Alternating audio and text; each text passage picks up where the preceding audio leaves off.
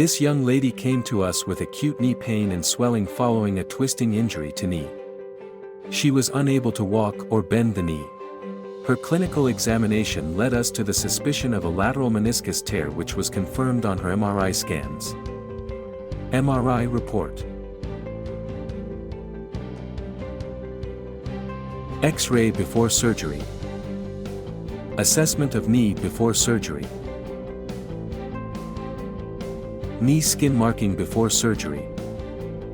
We did a arthroscopic all-inside lateral meniscus repair of her knee.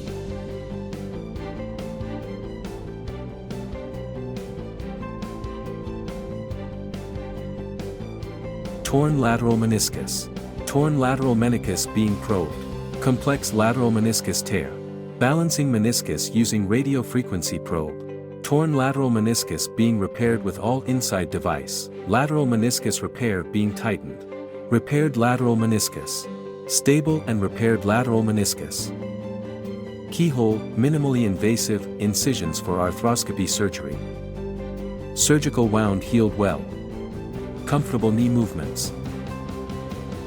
Walking partial weight bearing with walker support. It is imperative to protect the repaired meniscus and let it heal naturally by using walking aids and not putting complete weight on the leg in post-operative period for few weeks. Walking independently without support. Complete knee bending and cross leg sitting without discomfort. Follow-up 3 months after surgery.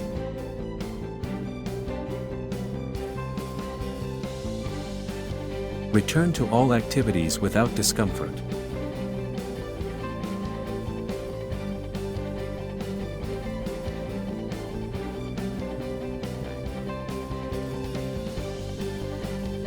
She went on to have excellent recovery with help of physiotherapy and rehabilitation exercises. In young people, it's advisable to save the meniscus by repairing it whenever possible.